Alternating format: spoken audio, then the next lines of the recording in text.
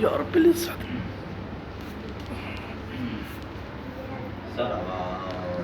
اللهم صل على محمد وآل محمد. اعوذ باللہ السمیع العلیم من الشیطان اللعین الرجیم. بسم اللہ الرحمن الرحیم. الحمد للہ رب العالمین والعاقبۃ للمتقین. الصلاۃ والسلام والتحیۃ والاکرام علی اشرف الانبیاء والمرسلین وآلہ الطیبین الطاہرین المعصومین المظلومین الذین ذهب اللہ عنہم الرجس وطہرہم تطہیرا.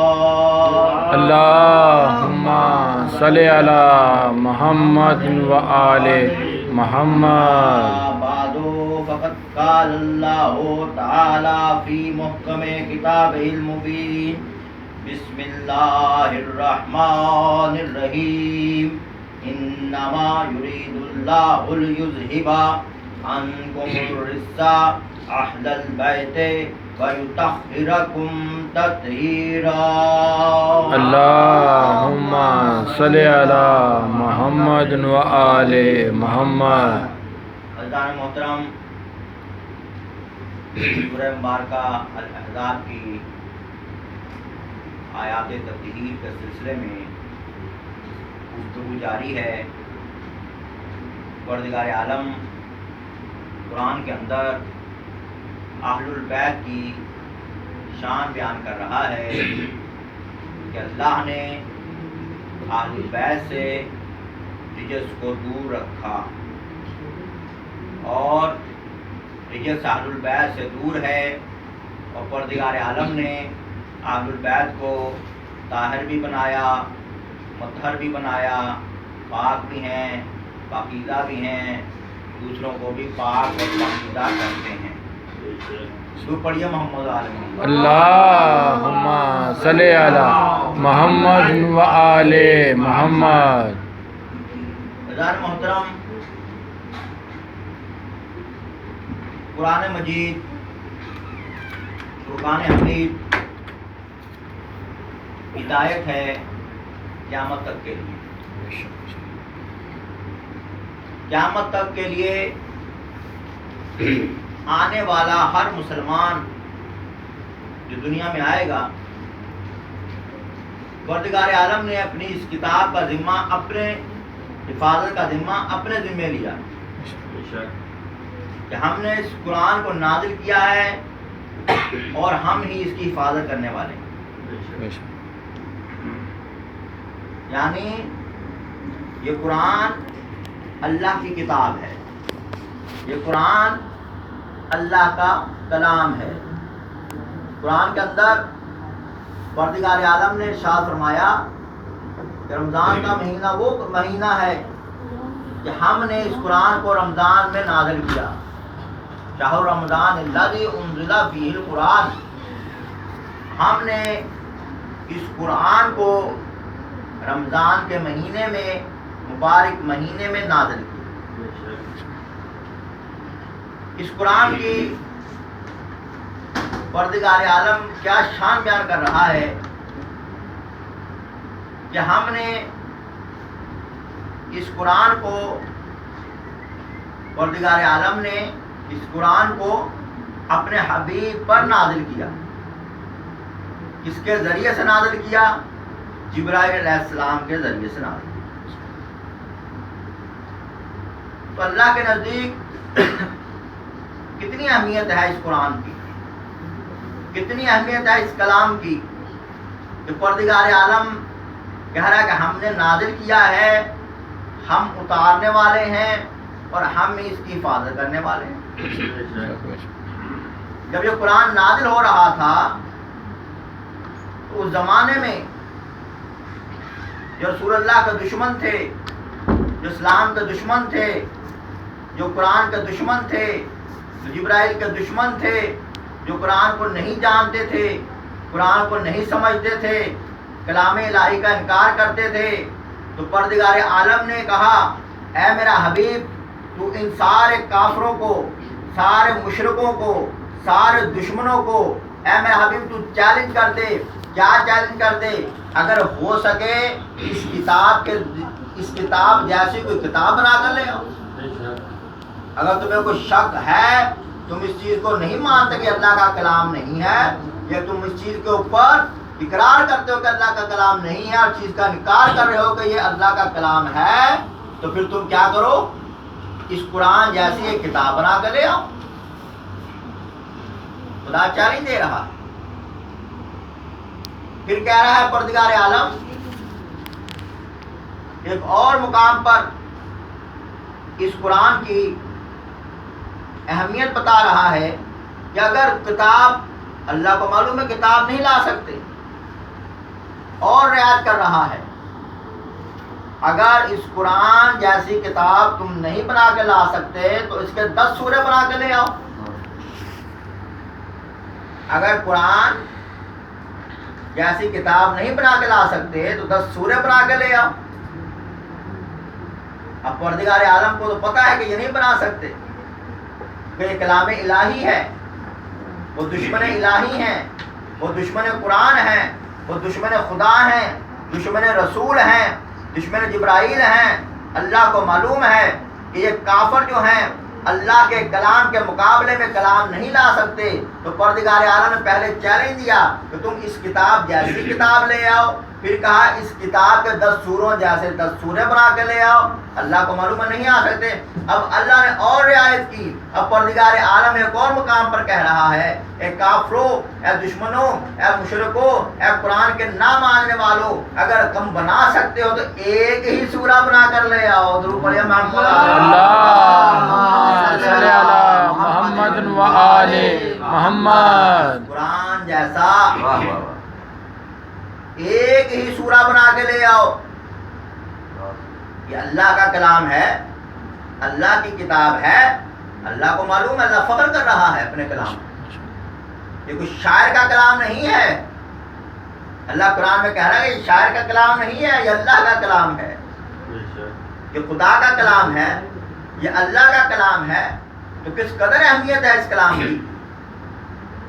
اور دیکھیے پروردگار عالم نے آدم علیہ السلام سے لے کر ختمیہ مرتبہ تک ہدایت کے مختلف کلام نازل کیے ہدایت کے لیے، جس کو مصحف کہتے ہیں، جس کو مصحف کہتے ہیں، مصحف۔ تو کل 114 مصحف ہیں۔ پروردگار عالم نے 114 مصحف نازل کیے بنی نوع انسان کی ہدایت کے لیے، آدم علیہ السلام سے لے کر خاتم علیہ السلام تک،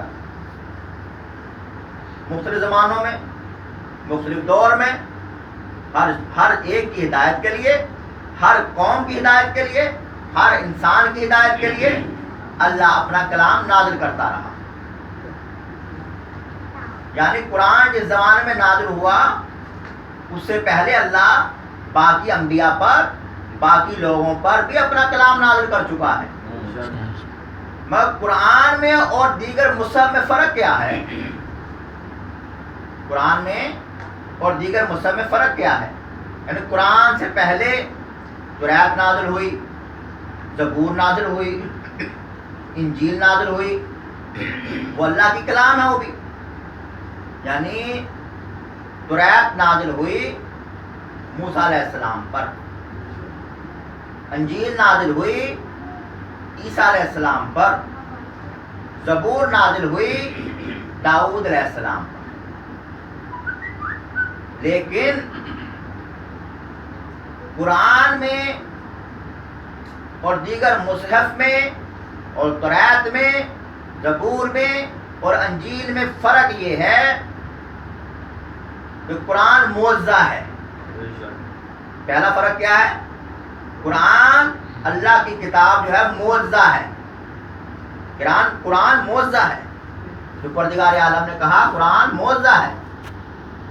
انجیل عیسیٰ علیہ السلام پر نازل ہوئی. عیسیٰ علیہ السلام پر آسمان سے کھانا نازل ہوا قوم پر، بنی اسرائیل پر. وہ معجزہ ہے، انجیل معجزہ نہیں. عصا موسیٰ علیہ السلام کا معجزہ ہے، مگر توریت معجزہ نہیں ہے.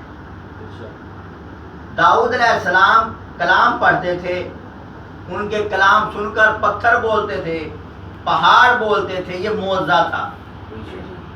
مگر زبور معجزہ نہیں تھی.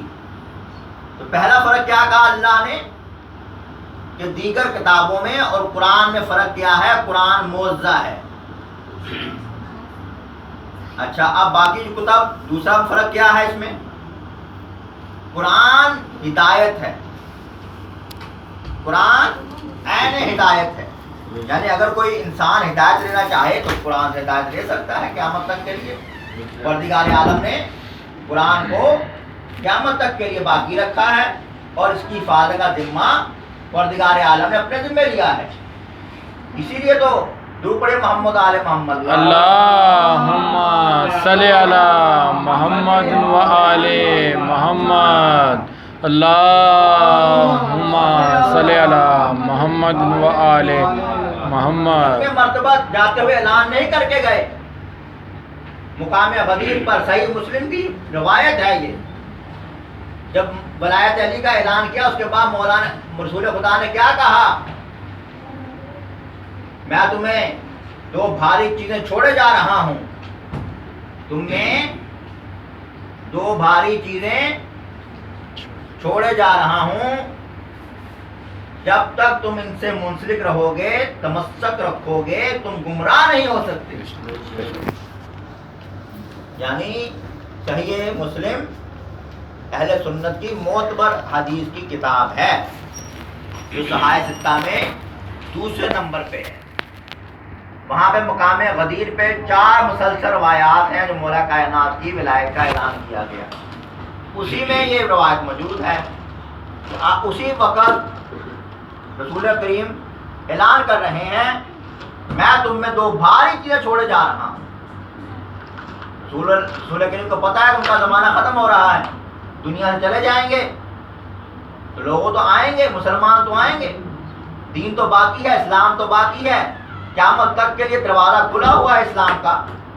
تو جو اسلام میں داخل ہوگا قیامت تک کے لیے آنے والا، اس کے لیے ہدایت چاہیے. تو ہدایت کہاں سے ملے گی؟ تو اللہ کے رسول نے اعلان کر دیا گھبرائیے نہیں، اللہ نے انتظام کیا ہے. کیا انتظام کیا ہدایت کا؟ میرے جانے کے بعد میں تم میں دو بھاری چیزیں چھوڑے جا رہا ہوں. ایک اللہ کی کتاب ہے، دوسری میری اہل بیت ہے. ایک اللہ کی کتاب ہے، دوسری میری فطرت ہے، میری اہل بیت ہے. دونوں کو جب تک تمسک رکھو گے، حوض کوثر پر میرے پاس آ کے موجود ہوگے. حوض کوثر پر آ کے میرے پاس آ جاؤ گے، حوض پر ملے گا مجھے. اور حوض پر کیا ہوگا؟ کون جائے گا وہاں پر؟ جس نے قرآن کو بھی پکڑا ہوگا، اہل البیت کو بھی پکڑا ہوگا. تو مفہوم کیا ہے؟ اگر خالی قرآن آدمی پکڑ لے، قرآن قرآن کرتا رہے، بھائی دیکھیے نا، اگر آپ حجت مانتے ہیں رسول خدا کو تو رسول کریم کی ہر بات حجت ہے. یعنی آپ میزان لگاتے ہیں، میزان کے لیے کیا ہے؟ دو پلڑے ہونے چاہیے میزان کے. میزان کسے بولتے ہیں؟ جس کے جو دو پلڑے ہوں، ایک دائیں طرف ایک بائیں طرف ہو. اگر خالی ایک ہی پلڑا ہوگا اس کو میزان نہیں کہا جائے گا، اس کو میزان نہیں کہا جائے گا. تو ہدایت کی میزان ختم مرتبت بتا کر کے قرآن اور اہل البیت. اب خالی قرآن کو پکڑ لے، اہل البیت کو چھوڑ دے، اور امت نے اس کا الٹ کیا، قرآن کو پکڑا نہیں، اہل البیت کو چھوڑا نہیں. یعنی اہل البیت کے ہر فرد کو شہید کیا، قرآن کو پکڑا نہیں، اہل البیت کو چھوڑا نہیں. اور رسول کریم کیا کہہ کر کے ہیں؟ قرآن اور اہل البیت، یعنی کہ دونوں برابر پہ ہیں. قرآن کو بھی لینا ہے، اہل البیت کو بھی. خالی وہ قرآن کرتا رہے، حافظ بن جائے، عالم بن جائے، قرآن کا عالم بن جائے، قرآن کا حافظ بن جائے، اہل البیت کا دشمن ہو تو قرآن فائدہ دے گا اس کو؟ کیا نہیں دے گا. کیوں؟ رسول کریم حجت خدا میزان بتا کر گئے ہیں. ابھی میزان میں توڑنا پڑے گا.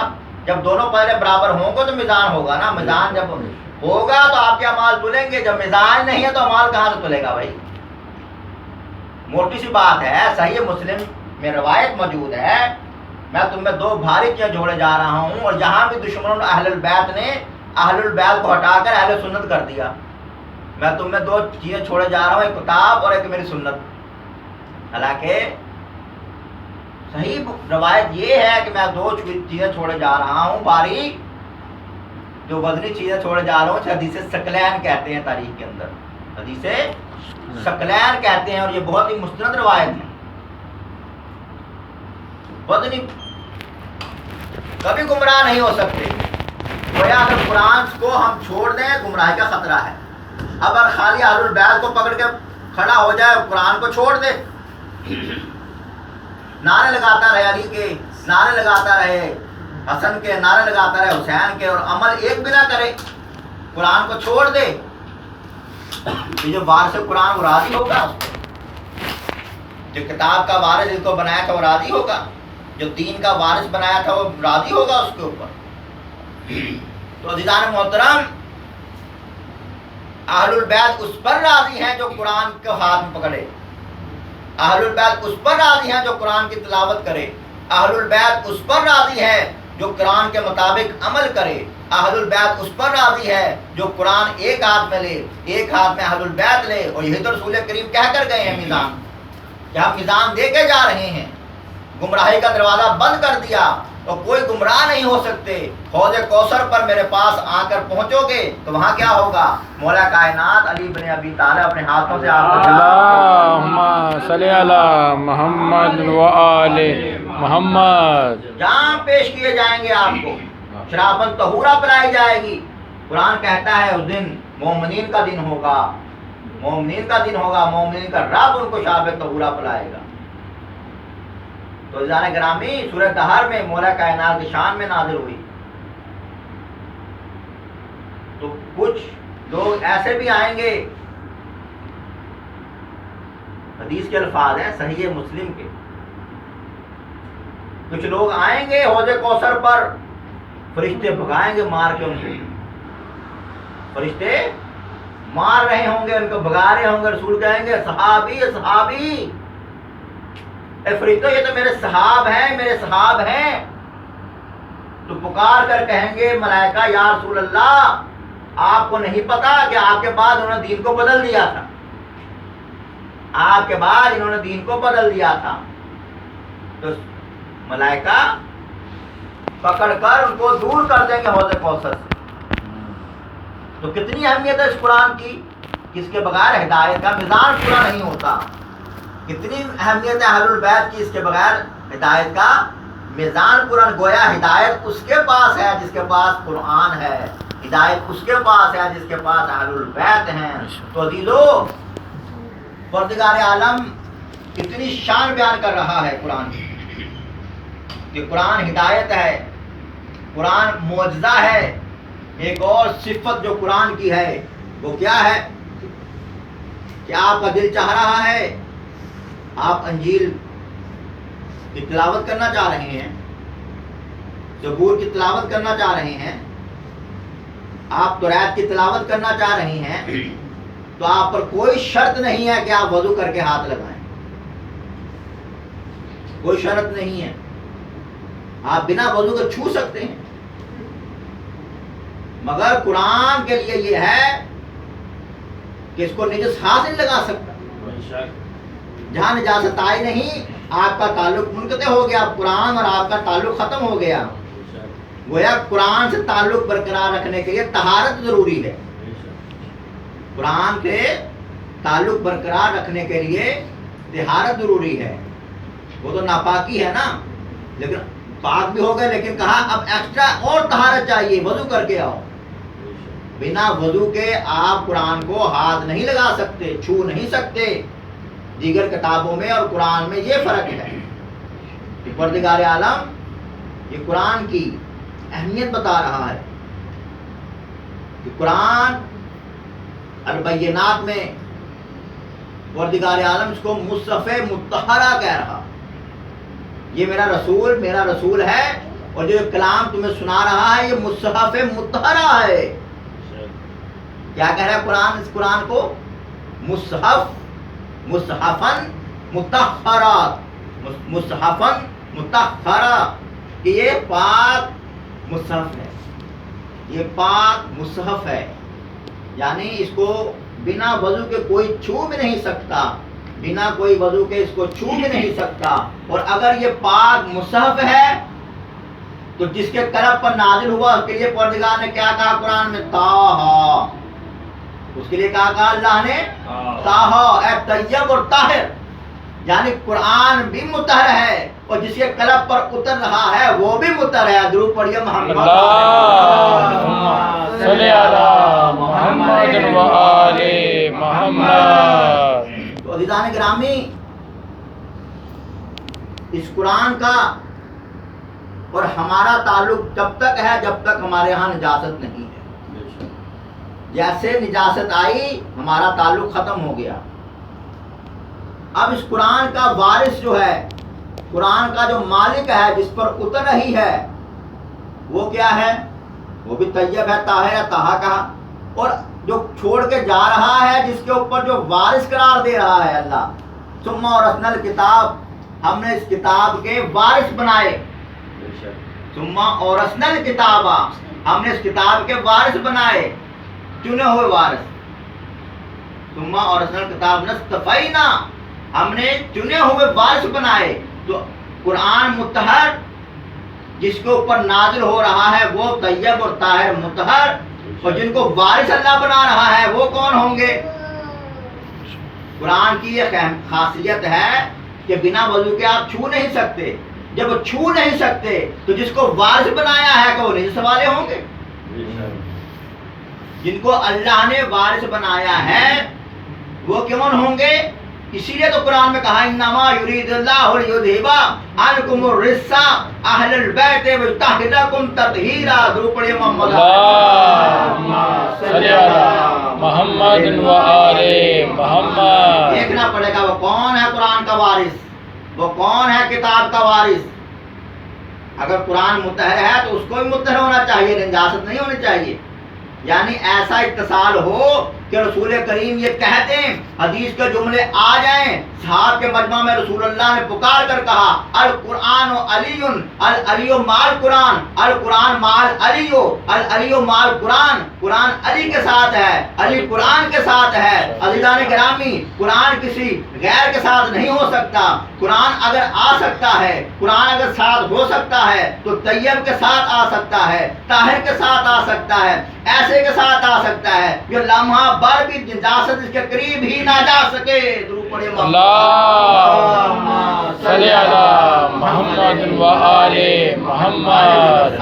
اللہم صلی علی محمد و آل محمد۔ کیا مقام ہے؟ تو جو ہے آپ کی کیا مقام ہے؟ اللہ نے 114 مصحف نازل کیے ہدایت کے لیے۔ پروردگار عالم نے ہدایت کے لیے 114 مصحف نازل کیے۔ اب آدم علیہ السلام سے لے کر خاتم علیہ السلام تک ان سارے مصحف کو اللہ نے 4 کتابوں کے اندر سمو دیا۔ یعنی سارے مصحف کا خلاصہ، نچوڑ، سارے مصحف کی طاقت اللہ نے 4 کتابوں کے اندر، تورات، زبور، انجیل اور قرآن۔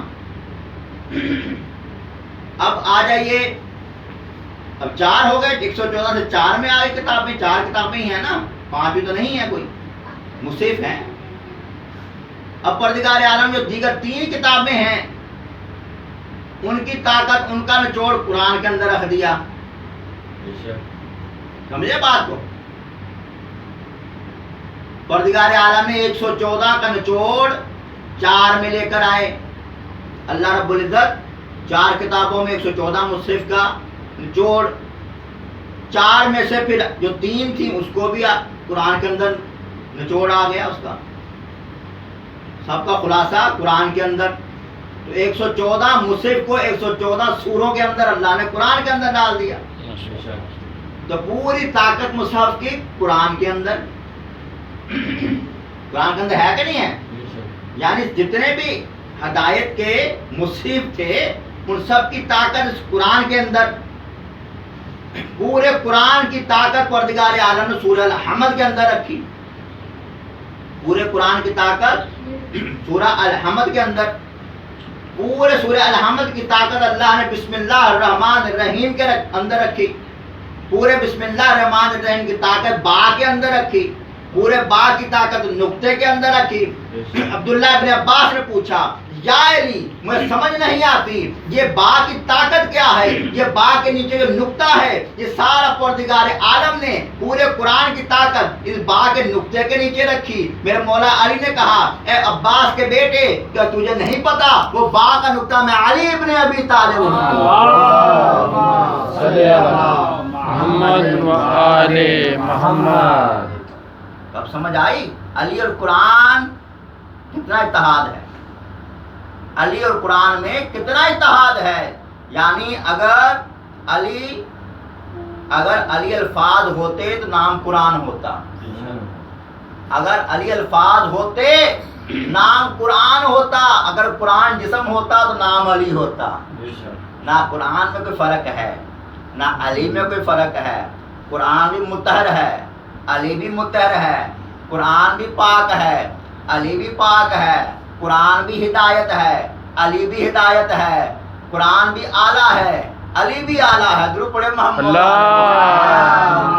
सल्ले अला मोहम्मद व आले मोहम्मद। अल्लाहुम्मा सल्ले अला मोहम्मद व आले मोहम्मद। नारे हैदरी या अली, नारे हैदरी या अली। नारे सलवात। अल्लाहुम्मा सल्ले अला मोहम्मद व आले मोहम्मद। वली की ताकत समझे, ये कुरान वाले हैं, ये हिदायत के वारिस हैं, ये हिदायत के मालिक हैं, ये कुरान के वारिस हैं, ये दीन के वारिस हैं, ये शरीयत के वारिस हैं, ये दीन के मालिक हैं। अब अगर कुरान पर कोई हरफ आना चाहे तो मालिक तो वो कुरान के ये हैं। वे किसी की गाड़ी खड़ी है तो कोई वहाँ नुकसान दे रहा हो तो कोई तीसरा आदमी तो नहीं जाएगा देखने के लिए। तो जिसकी गाड़ी है वही जाएगा कि भाई तुम्हें क्या तकलीफ है, तुम्हें तक नुकसान दे रहे हो मेरी गाड़ी को। आप जाकर पूछने का हक रखते हैं ना, भैया आप क्यों मेरे बेजा नुकसान कर रहे हो मेरी गाड़ी का, आप जाकर पूछेंगे।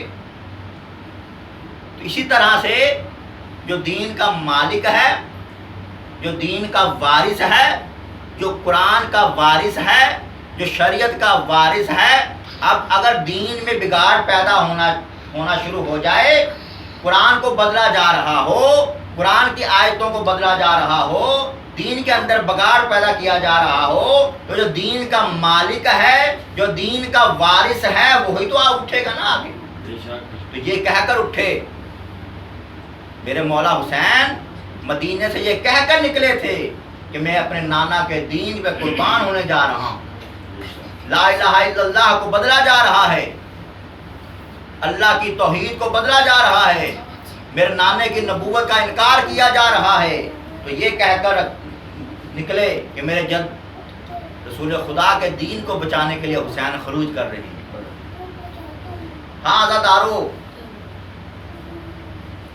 इसी घराने के अहलुल बैत में एक बीबी है, नाम है उसका ज़ैनब आलिया। जब बीबी दुनिया में तशरीफ लाई,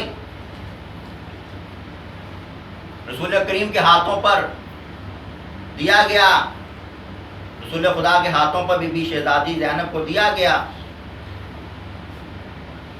एक मर्तबा शहजादी के चेहरे की तरफ रसूल खुदा ने देखा پھر مولا کائنات مولا علی کے چہرے کی طرف دیکھا، ان دونوں کے چہروں کو آپس میں جوڑا اور کہا زین اب، زین اب یعنی باپ کی زینت، باپ کی زینت. اور بی بی نے باپ کی زینت بن کر دکھایا. یہ بی بی کیوں گئی ہے کربلا میں؟ مولا حسین نانے کا وارث بن کر، اپنے نانے کا وارث بن کر، دین کا وارث بن کر، نانے کی طرف سے، نانا رسول اللہ کی طرف سے، اماں زہرا کی طرف سے اپنے نانا رسول خدا کا دین بچانے کے لیے، لا الہ الا اللہ محمد رسول اللہ بچانے کے لیے، اپنا گھرانہ قربان کرنے کے لیے، اپنے آپ کو قربان کرنے کے لیے کس لیے نکلے ہیں کہ دین بچ جائے، قرآن بچ جائے، نماز بچ جائے، روزہ بچ جائے، حج بچ جائے، دین بچ جائے، شریعت بچ جائے، قرآن بچ جائے. تو پروردگار عالم پر احسان دین پر ہے کہ نہیں ہے حسین کا احسان؟ تو اللہ نے کہا میں احسان کسی کا نہیں رکھتا، میں خود احسان کرنے والا ہوں. اے زینب تو اللہ کی نمائندہ بن کر حسین کے ساتھ جانا، تو علی کی نمائندہ بن کر حسین کے ساتھ جانا. دیکھو حسین اپنا سب کچھ لٹا دے گا، اپنا سب کچھ لٹا دے گا، تو ختم ہو جانا، نام حسین کو ختم نہ ہونے دینا. اے زینب تو حسین کا نام نہ مٹنے دینا، اے زینب تو حسین کو باقی رکھنا. ہاں زادارو، یہ بہن اور بھائی ایک دین کو بچانے کے لیے، ایک نام حسین کو بچانے کے لیے میرے مولا حسین کے ساتھ یہ پردہ دار بیبیاں جا رہی ہیں. ایک مقام ایسا آیا، ابھی مدینے سے باہر قافلہ جا رہا ہے، ابھی پہنچا ہے مدینے شہر کے باہر، ایک مرتبہ پیچھے سے آواز آئی، ارے رکنا، میرا مولا حسین رکیے، مولا حسین رکیے. قافلہ رک گیا. مولا حسین نے کہا جاؤ عباس دیکھو کون ہے. میرے مولا عباس گئے، دیکھا کون ہے، کہا جعفر طیار کا بیٹا جناب عبداللہ آ رہے ہیں. جناب عبداللہ اپنے جعفر طیار آئے، مولا امام حسین کے پاس تشریف فرما ہوئے. کہا بھیا اتنی تو ہوتی، ہمیں بھی پوچھ لیتے، ہمیں بھی بتا دیتے، یہ رات کی تاریکی میں آپ چل رہے ہیں، آپ اتنی جلدی نکل رہے ہیں. تو میرے مولا حسین نے کہا نانے کا حکم تھا، اماں زہرا کا حکم تھا، حسین جس دن کے لیے میں نے چٹیاں پیس پیس کر پالا ہے، حسین وہ دن آ گیا ہے. بیٹا اٹھو اور جاؤ اپنے نانے کا دین کو بچا لو. حسین جاؤ اللہ کی توحید کو بچا لو، لا الہ الا اللہ کو بچا لو. حسین نکل جاؤ، میں اب رسول کریم کا اپنی اماں زہرا کا حکم پورا کر رہا ہوں. جناب عبداللہ نے کہا ٹھیک ہے مولا آپ تو جائیے، لیکن یہ آپ کی اماں زہرا کے پردے کی جو وارث بیویاں ہیں ان کو ذرا لے کے جائیے، ان کو کیوں لے کے جا رہے ہیں؟ اب میرے مولا حسین نے یہ نہیں کہا کہ نانا کا رسول کریم کا حکم ہے. بتایا جاتا ہے، روایت میں جملے ملتے ہیں کہ مولا حسین نے کہا اللہ زینب کو قید میں دیکھنا چاہتا، اللہ کی مرضی ہے، یہ اللہ کی مرضی ہے کہ زینب قید ہو جائے، زینب کے ہاتھوں میں رسیاں ہوں، یہ اللہ چاہتا. ہاں زادارو، یہ گفتگو جب بی بی شہزادی زینب کے کانوں میں گئی تو شہزادی نے پکار کر کہا اے میرے چچا زاد بھائی عبداللہ، اے میرے چچا کے بیٹے عبداللہ، میں اللہ کی طرف سے حسین کے ساتھ جا رہی ہوں، اللہ کی نمائندہ بن کر اپنے بھائی حسین کے ساتھ جا رہی ہوں، اور میں آپ کی اجازت سے آئی تھی، میں نے آپ سے اجازت لی تھی کہ آپ مجھے روکنے کے لیے آ گئے ہیں، اب مجھے منع کر رہے ہیں آپ کہ میں نہ جاؤں. جناب عبداللہ نے کانپتے ہوئے کہا شہزادی میری کیا ضرورت ہے میں آپ کو روکوں، میں تو بس اس لیے آیا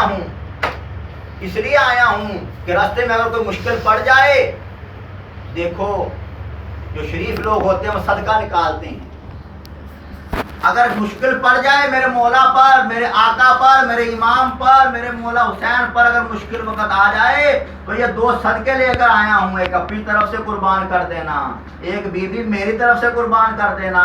یہ اون و محمد میرے مولا آقا حسین کا صدقہ ہیں، بی بی یہ رکھنا، جب ضرورت پڑے ان کو میرے آقا پر قربان کر دینا۔ ہاں دارو جناب عبداللہ رخصت ہوئے، اون اور محمد مولا حسین کے ساتھ قافلے میں شریک ہو گئے۔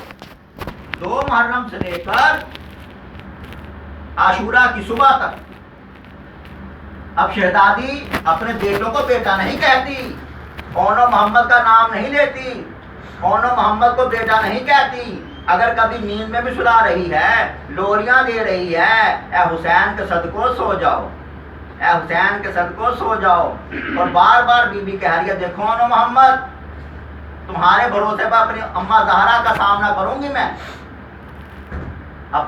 تمہارے بھروسے پر اپنی ماں زہرا کا سامنا کروں گی، یہ کہہ کر کروں گی اماں تیرے حسین سے پہلے میں نے اپنے بچے شہید کروائے ہیں، تیرے حسین پہ میں نے زخمی نہیں ہونے دیا، اپنے بچوں کو شہید کروا دیا، اپنے بچوں کو شہید کروایا، تم صدقہ ہو حسین کا، یہ یاد رکھنا۔ ہاں دادارو، روز عاشورہ ہوئی، ایک مرتبہ شہزادی زینب نے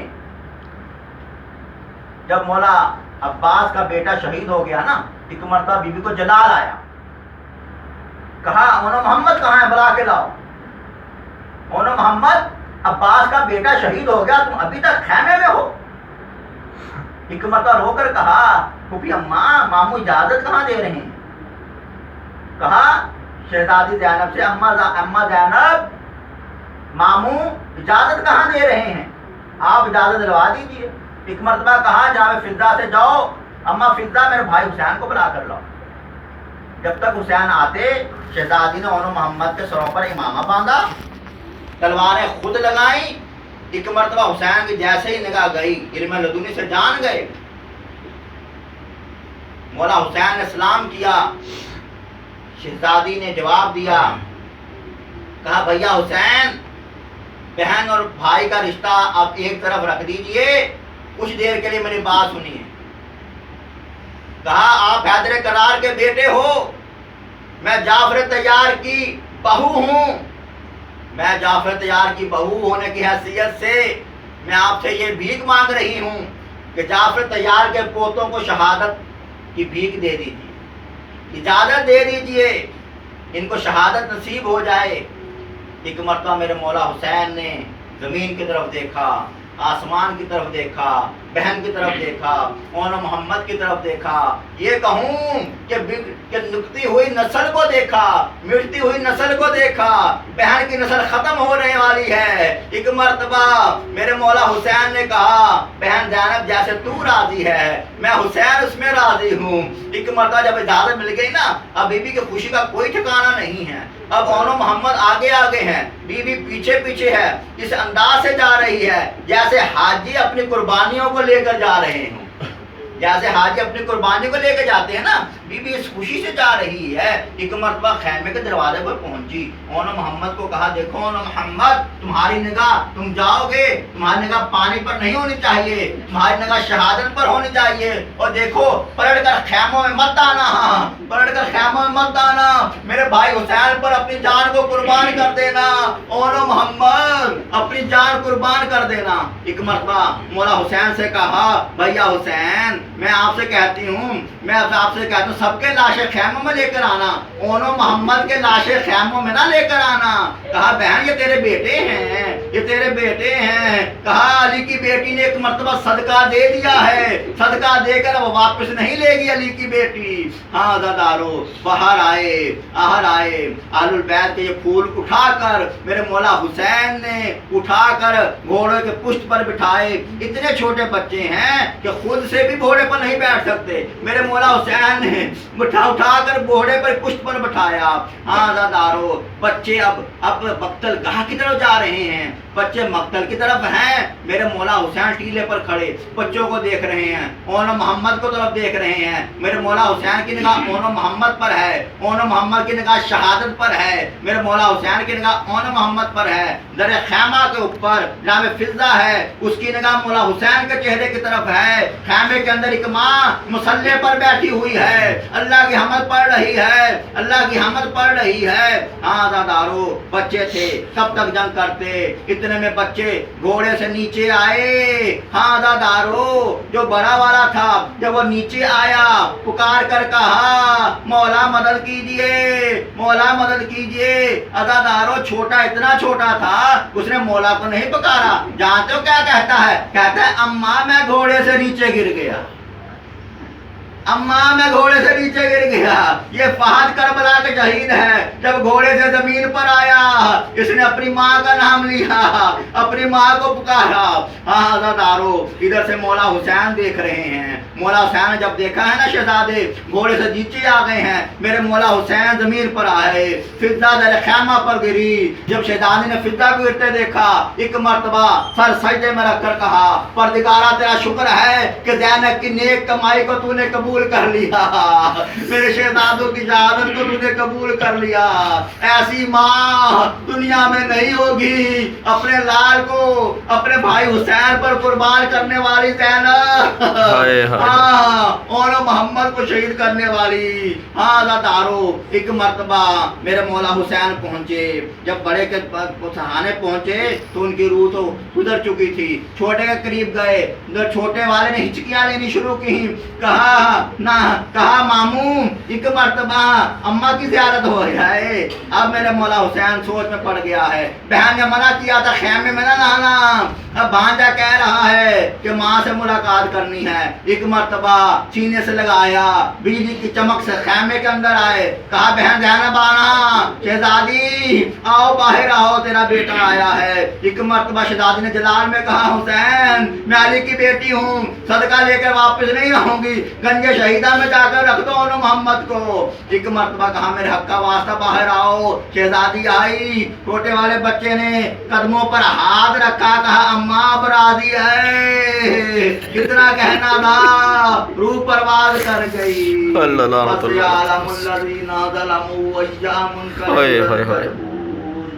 रब्बाना तक़ब्बल